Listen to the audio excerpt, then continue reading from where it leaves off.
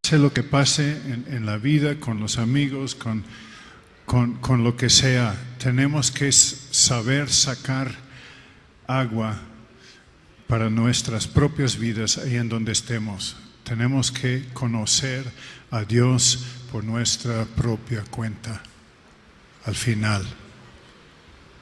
El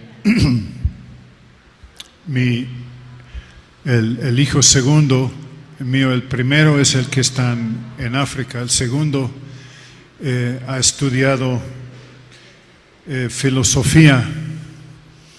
Y cuando me dijo que quería estudiar filosofía, yo dije, ay Señor. Y me opuse un poco. Entonces un día Dios me habló y me dijo, pero si yo he puesto esto en su corazón, ¿quién eres tú para oponer lo que yo he puesto en su corazón? Y pues tuve que soltar. Entonces en el transcurso de sus estudios, él se fijó en un filósofo llamado Søren Kierkegaard. ¿Alguien ha oído algo de Søren Kierkegaard? Pues, es danés. Sí. Incluso fue pastor.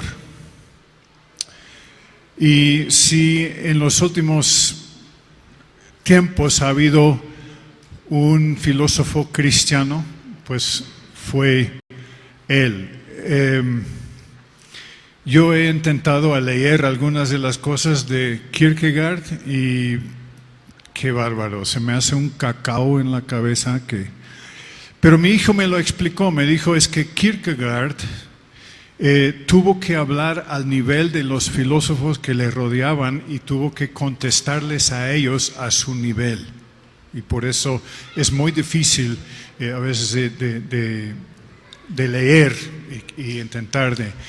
Pero mi hijo se enamoró con las ideas y con todo, y más que todo porque era uno que promueve las cosas cristianas, o sea, una relación con Dios. Y el otro día yo encontré algunos escritos de Kierkegaard, pero eran cosas que pude entender. y una es este. Y Kierkegaard dijo, la diferencia entre un admirador y un seguidor permanece.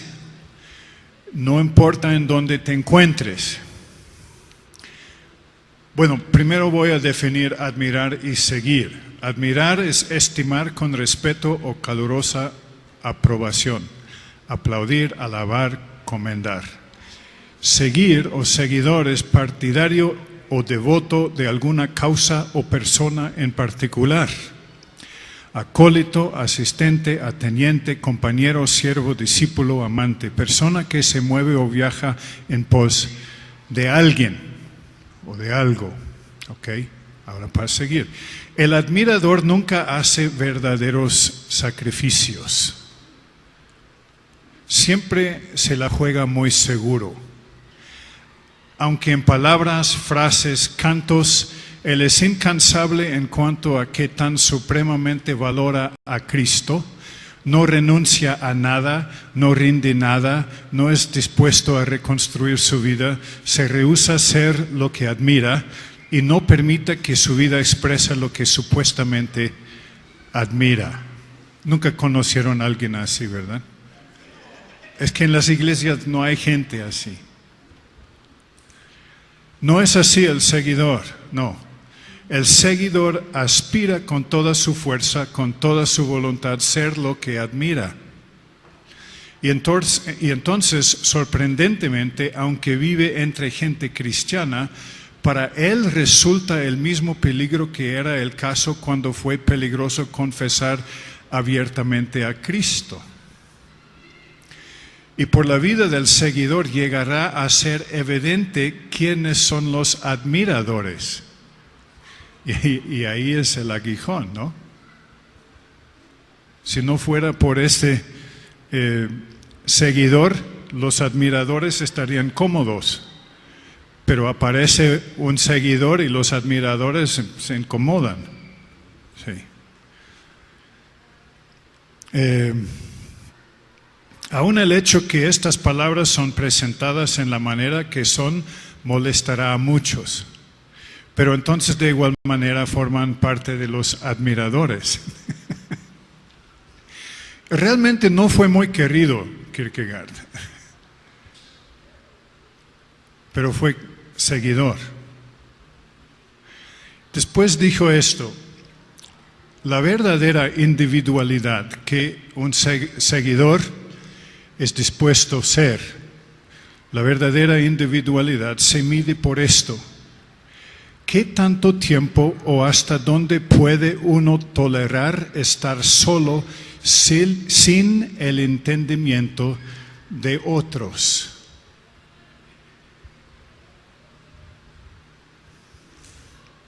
La persona que puede soportar el estar solo está polos por separado de la persona súper sociable. Esto se va a poner peor todavía. Esta persona se separa por kilómetros del que se maneja exitosamente con todos.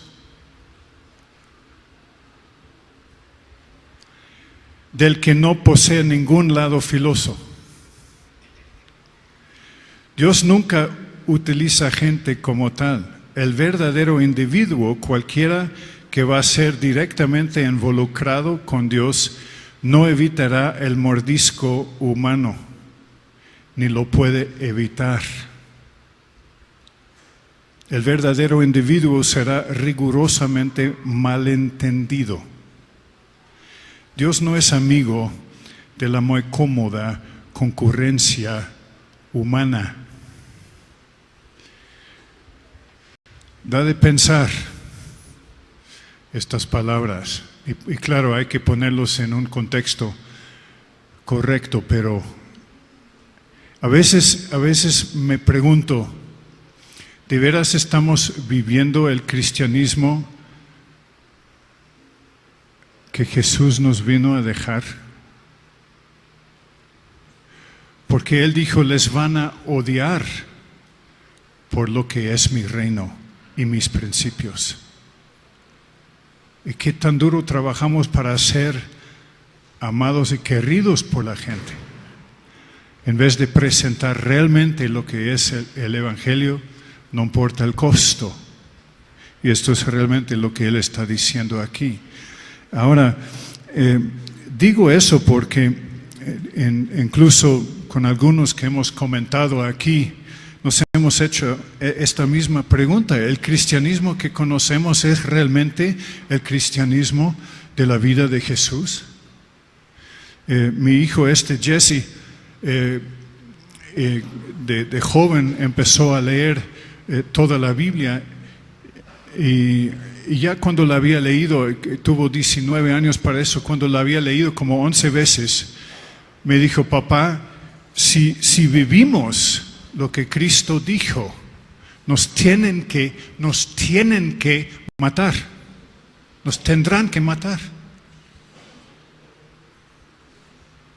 ¿Sí? Tenemos un lado filoso, el lado en donde el reino de Dios realmente se expresa a través de nuestras vidas, porque si es así, vamos a ofender a muchos en nuestro derredor.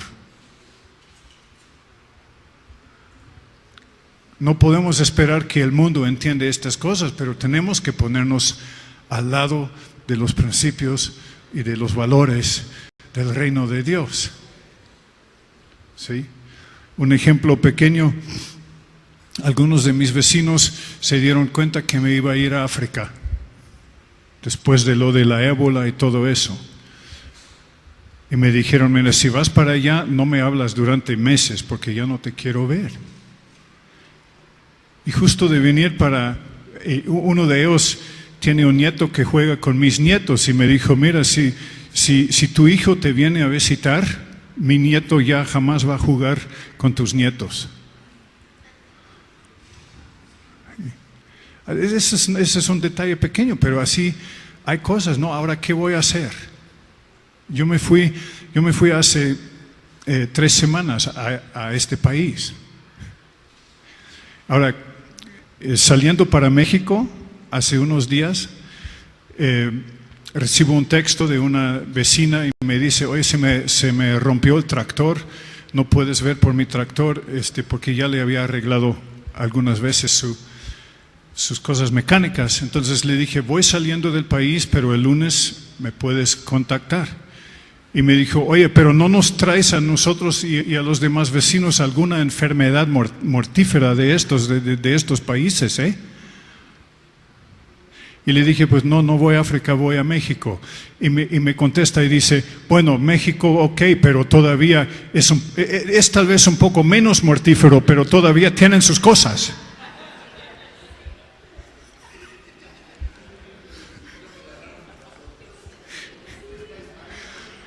Esto fue el martes en el aeropuerto.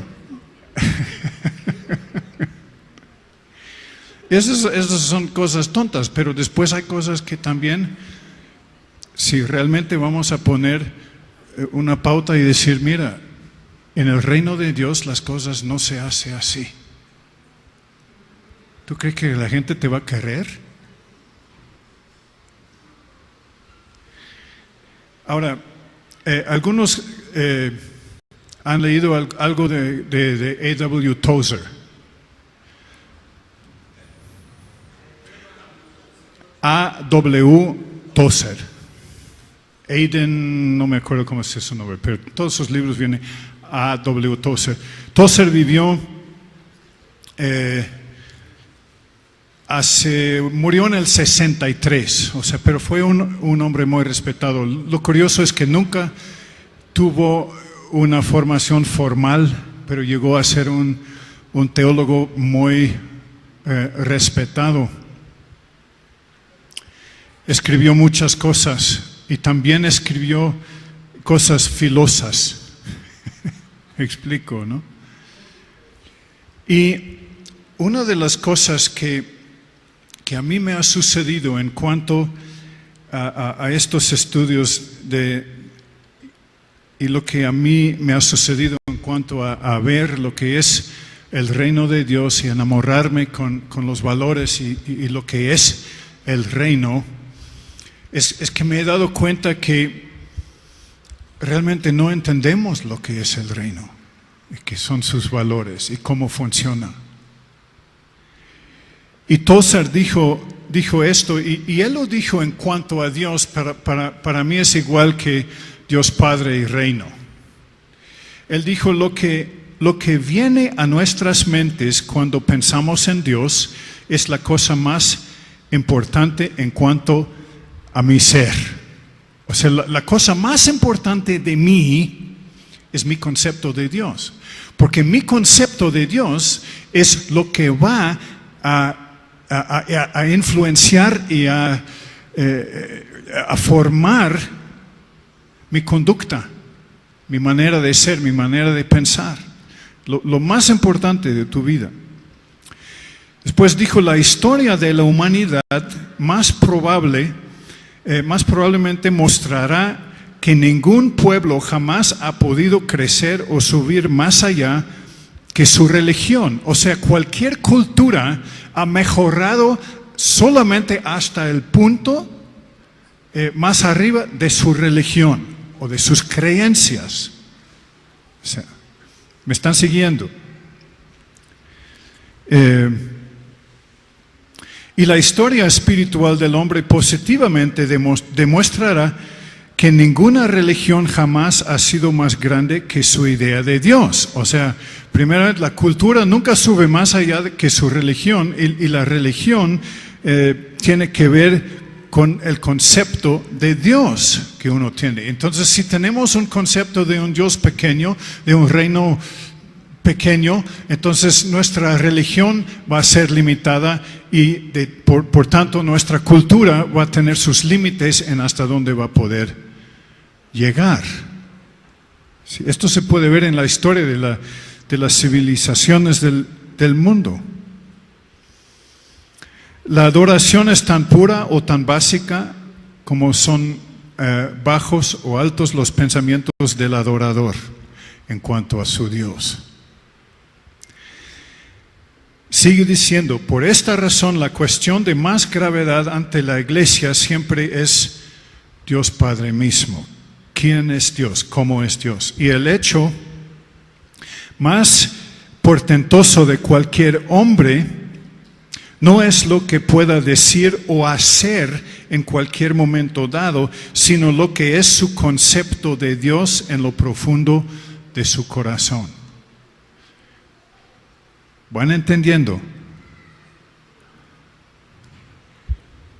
O sea, está diciendo que nuestro concepto de Dios es sumamente importante, es todo. Comparado con nuestros actuales pensamientos de Él, nuestras declaraciones de creencia son de poca consecuencia.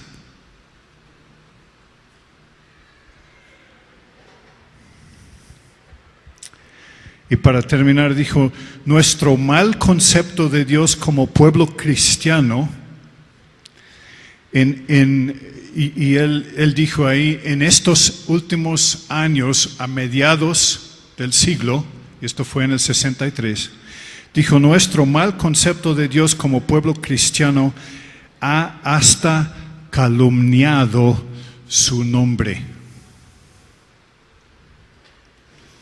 Y los cristianos los ha metido en calamidad moral. Ahora, esto fue en el 63, más que 50 años ya. Y desde aquel entonces hemos visto un desliz tremendo en todo. Entonces, lo que quiero decir con eso es que Dios nos tiene que dar una revelación fresca de su grandeza y de la grandeza de su reino. Y otra vez quiero hacer énfasis aquí, es un reino y un reino es gubernamental y esto tiene que ver con nuestra conducta. Ahora, siempre cuando hablamos de conducta, pues nos empezamos a incomodar, pues nos van a poner reglas. Hay una fuerza que mueve el reino de Dios. Es el valor más grande, más importante del reino de Dios. Y esta fuerza se llama ágape.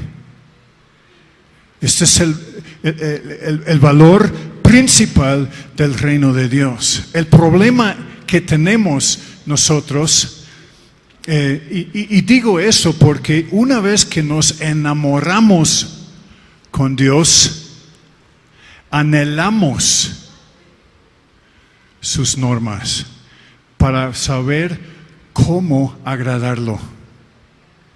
¿Sí? Tengo un vecino muy bautista y le fascina discutir conmigo doctrina. Siempre quiere discutir doctrina. Y la famosa doctrina de la seguridad eterna y todas estas cosas, ¿no? Entonces un día le dije, porque no estuvimos de acuerdo en algunos asuntos, y le dije Martín se llama, le dije Martín, mira, para mí todo se puede reducir a esto. Todo se puede reducir a esto. ¿Le amas? ¿Amas a tu Padre? Porque si le amas vas a hacer todo posible por agradarlo, por vivir de tal manera que Él se complace con nuestras vidas. Y poco tiene que ver con doctrina. Yo creo que ni a Dios le importa mucho nuestra doctrina. Y nos peleamos tanto en cosas doctrinales. Realmente lo que Dios quiere saber es, ¿me amas? Y curiosamente esto no empezó. Esto empezó en el Antiguo Testamento. ¿Qué es el mandamiento principal? Amarás a tu Dios con todas tus fuerzas. ¿Es para el bien de Dios? ¿Por qué este mandamiento? Porque Dios mismo sabe que lo mejor que el hombre puede hacer es amar a Dios. Esta es la mejor solución para todo el problema, es amar de toda tu fuerza, tu corazón, tu mente a Dios. El problema es el amor que Dios requiere de nosotros, porque no podemos amar a Dios con un amor corrompido. El amor que Dios requiere de nosotros no lo tenemos, no es innato en nosotros.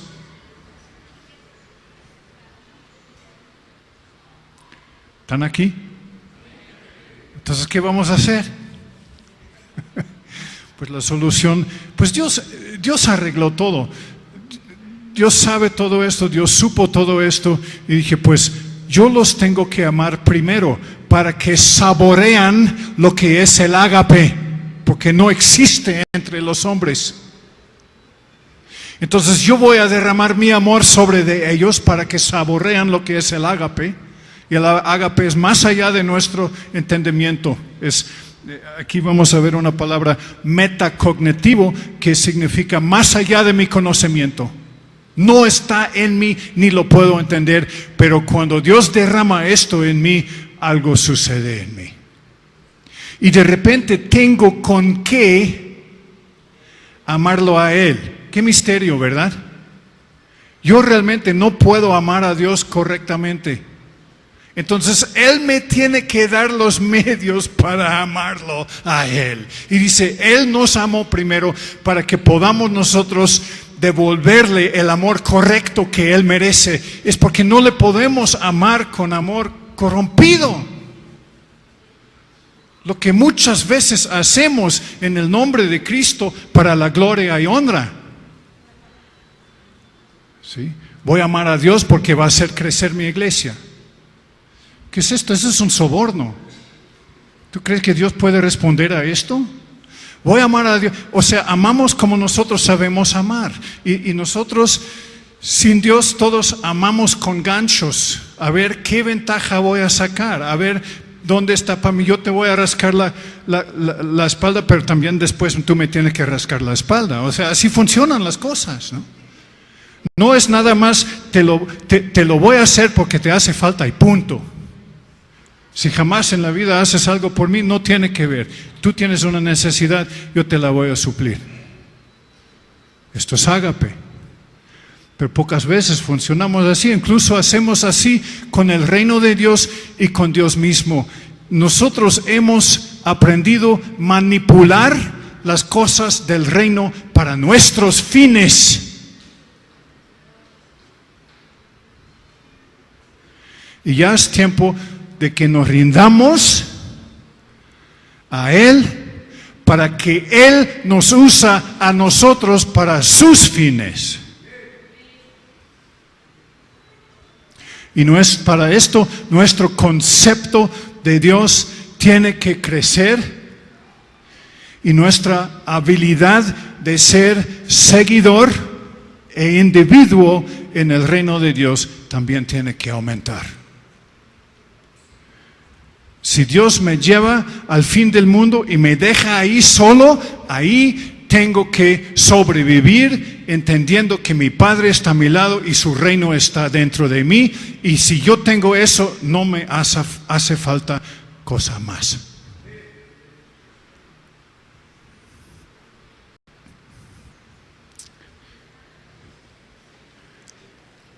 Es un gobierno que empieza a funcionar en nosotros. Después vienen las enseñanzas de Jesús y empiezan los misterios tan hermosos. Dice que el reino de Dios es como levadura. Abre tu corazón a esta levadura y verás lo que sucederá. Ahí empieza a moverse, empieza a moverse. Y ya después, ¿cómo lo vas a detener? ¿Cómo lo vas a detener? La levadura, ¿cómo se detiene? no se da por vencido hasta haber leudado toda la masa.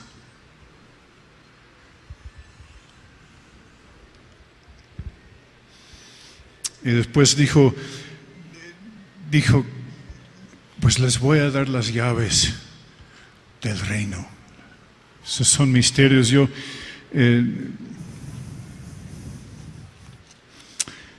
Bueno,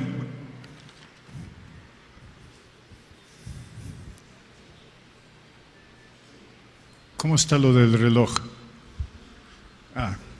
5:30 hasta 6:15, ok.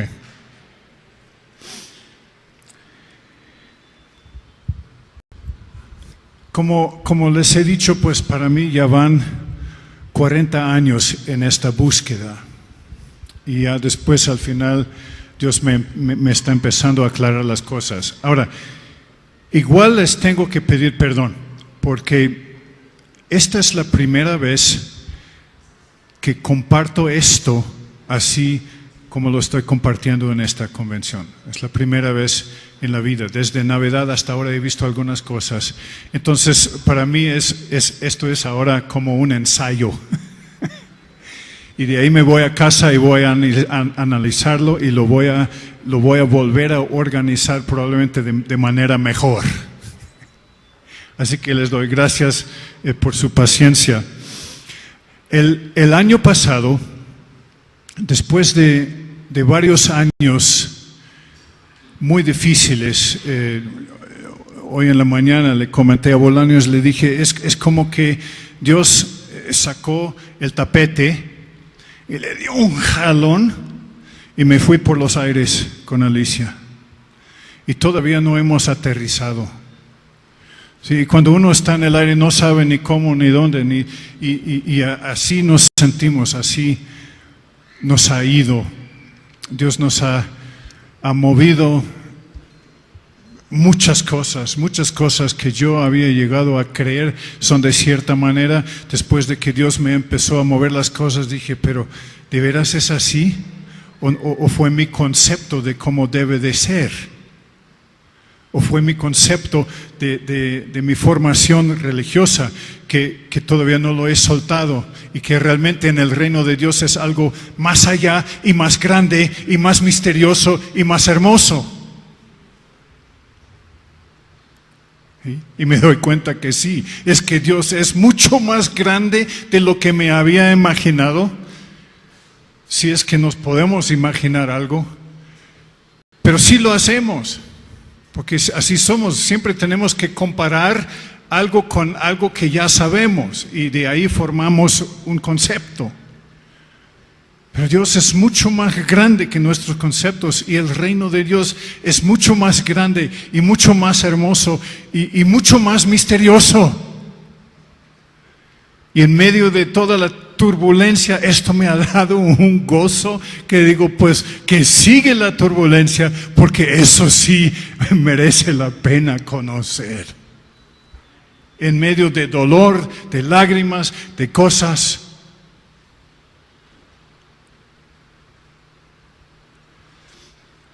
Pero sí me empecé a cansar. Muchas cosas cambiaron en mi vida, de repente también unas necesidades económicas que no supe cómo superarlos.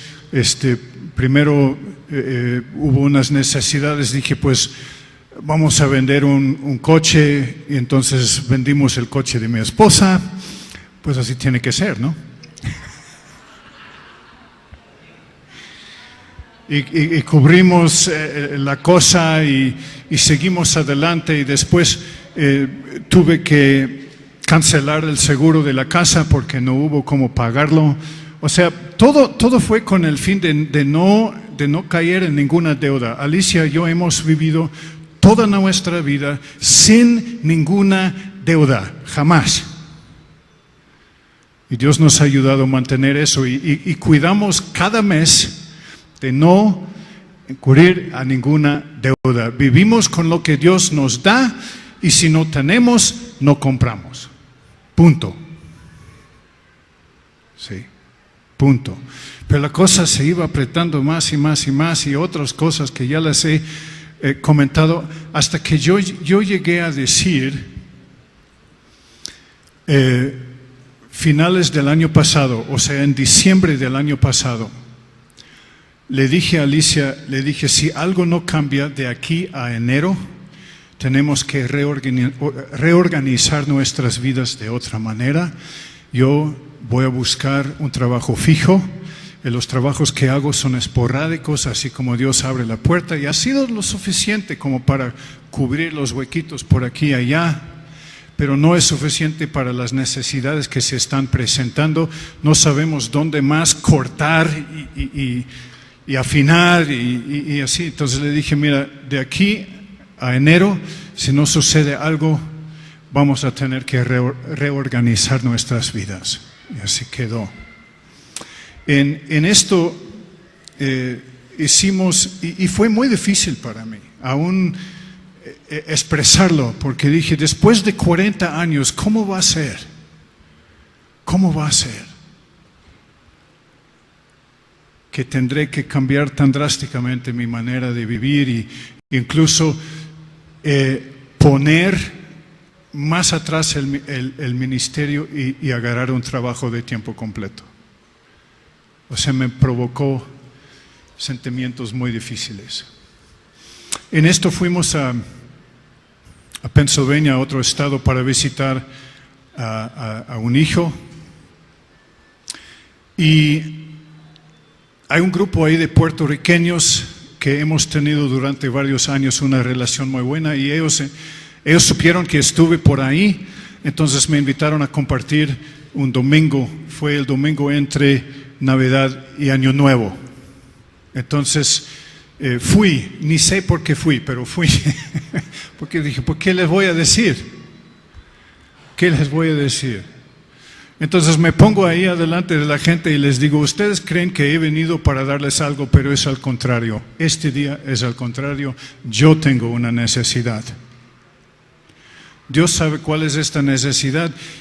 Y les dije que en mi vida personal, si de diciembre para enero no sucede algo, tengo que reorganizar mi vida. Entonces yo les voy a pedir a ustedes que me ministren a mí.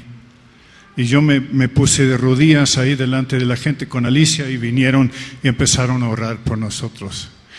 Y es de estos muy escandalosos, ¿no? Sí, una cosa que se montó ahí, yo ahí rodeado con Alicia, escuchando todo el ruido y las oraciones y las declaraciones y toda la cosa, ¿no? Y le dije, Señor, yo no sé qué vas a hacer con todo este escándalo, con todas esas oraciones, pero haz algo. Escúchalos a esa gente, por favor. ¿Sí? Y ya cuando terminaron, sí, les compartí algunas cosas y nos fuimos. Y algo sucedió. No sé qué fue, pero algo sucedió. De ahí nos fuimos a ver, de regreso a casa, pasamos a ver a Bob Mumford. Nada más para tomar un café y saludarnos y nos vemos. Y cuando nos sentamos en la mesa, él abre la boca, dice 2, 3 cosas. Alicia empieza a llorar, yo empiezo a llorar. Y lo que salió de este tiempo con Bob fue esta hoja que les entregué ayer. Y vamos a ver esta hoja. Es la primera que tiene por encima Cristo como el sistema me lleva al Padre.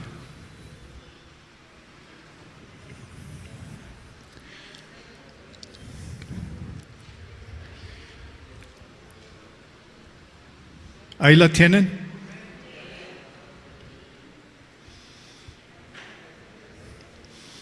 Cristo como sistema me lleva al Padre.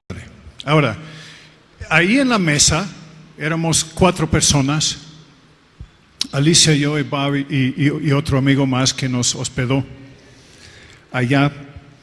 Y Bob empieza a dibujar sobre una servilleta. Y lo que él dibujó es lo que ustedes tienen en la mano. O sea, esto fue fresco y nuevo, y él me dijo, mira, lo que yo estoy viendo, y para eso yo todavía no le había dicho nada de nuestra situación. Y él me dice, mira, universalmente, como dice ahí arriba, hay solo 3 culturas. O sea, 3 culturas en todo el mundo. Universalmente hay solo 3 culturas que están representadas en este diagrama. Una cultura es un camino religioso, el camino de la religión es el que va ahí hacia la izquierda. ¿Ok? ¿Están conmigo? La otra cultura es lo secular, los sistemas seculares, lo que es, por ejemplo, económico, filosófico, los sistemas seculares, la manera en que el mundo hace, trabaja, produce sus cosas. El mundo religioso está por el otro lado y por lo general nosotros como personas pensamos que realmente hay seguridad en uno u otro de este camino, cuando en realidad son caminos que llevan a la desesperación porque nunca llegan a una seguridad. Mucha gente va a la iglesia buscando cierta seguridad. ¿Y cuántos han sido desilusionados cuando van a la iglesia pensando que ahí hay leche pura de mamá y encuentran algo tóxico? O vamos por lo secular, basando nuestra seguridad en el dinero o en otras cosas que se presentan ahí, ¿no? Y en estos caminos no hay nada de certeza, nada de seguridad. Y después en medio, el camino que sube por en medio de todo es el camino del reino de Dios, que realmente no nos presenta ninguna seguridad, pero es la única verdadera seguridad. Y esto es lo que Bob me iba abriendo ahí en la mesa.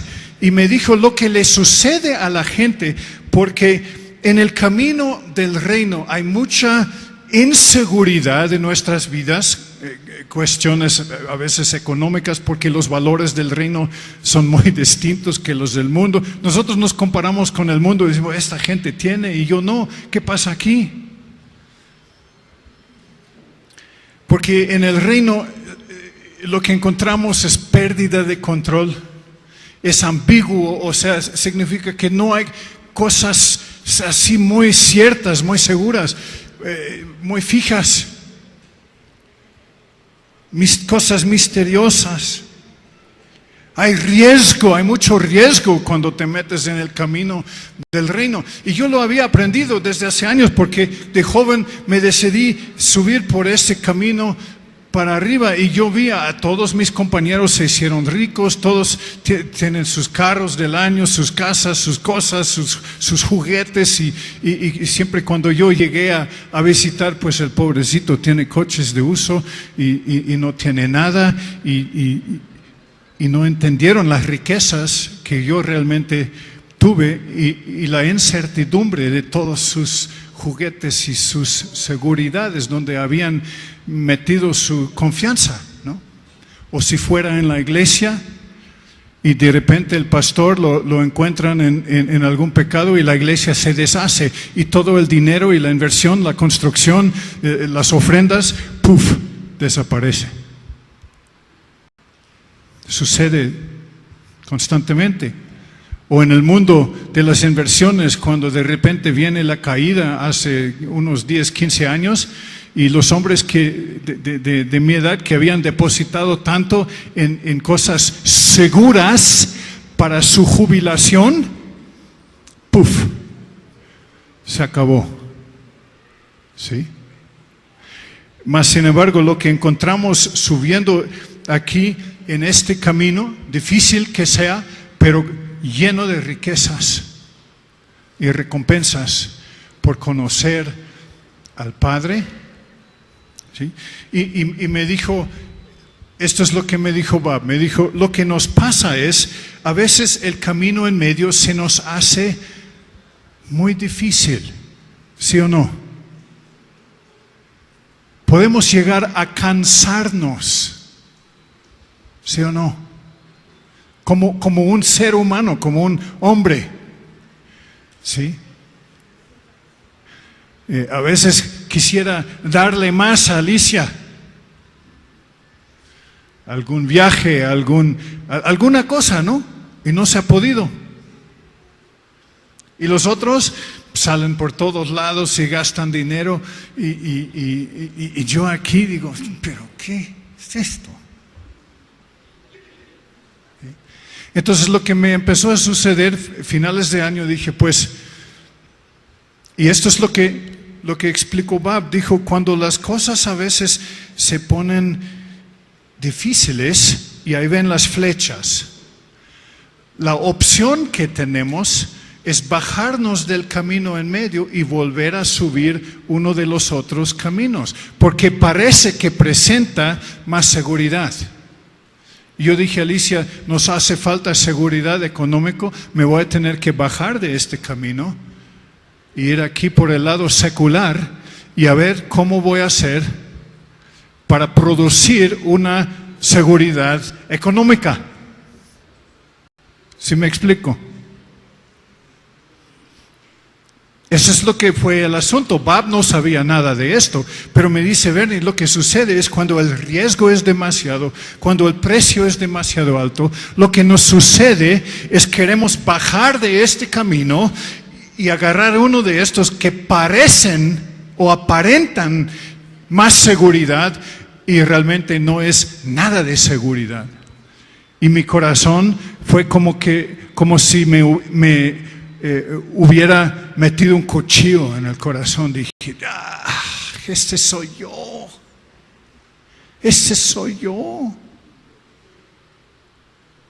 Sí, para eso Alicia ya estaba llorando, la presencia de Dios llenó el cuartito ahí. Yo empecé a llorar y agarré mi boli, mi pluma y escribí sobre la servilleta donde Bob estuvo dibujando todo esto. Escribí ahí,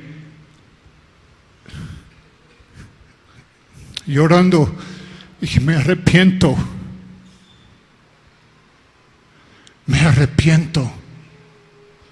Señor, perdóname, me arrepiento. Después de tantos años en este camino, ahora me voy a bajar de ahí. ¿Para qué? Y en estos momentos Dios hizo algo muy profundo en mi corazón y volví a renovar mi entrega por seguir y terminar este caminar en el camino del reino y no pensar en bajarme ni de allá ni para acá.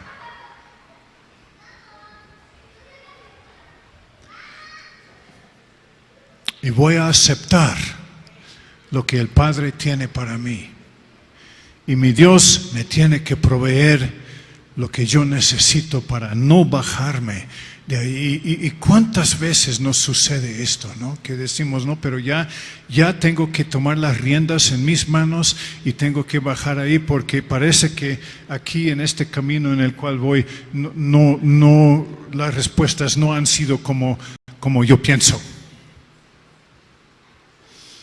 Y no sabemos que es una prueba más que Dios nos pone para ver si nos puede dar el siguiente paso y abrirnos el siguiente misterio de su reino. Entonces hablé con Alicia y le dije, tú has sido fiel a todas las locuras a que te he llevado, buscando a mi Dios, a mi Rey y a su reino. Y ahora vamos a seguir con el compromiso hasta la muerte. Vamos en la última parte, por decir, ¿no? Yo hace 7 años casi me muero de un infarto. Yo tuve un infarto muy grave y por poquito me muero. Entonces yo llegué a entender mi mortalidad, ¿no? O sea, esto, a lo mejor aquí estoy todavía hoy, mañana ya no. Y a algunos les he compartido cómo fue todo aquello, la historia de aquello. Cuando yo supe que me estuve muriendo, primero me empecé a preocupar y después me empecé a emocionar. Ahora viene lo bueno. ¡Ja, me voy con el Señor! Pero no.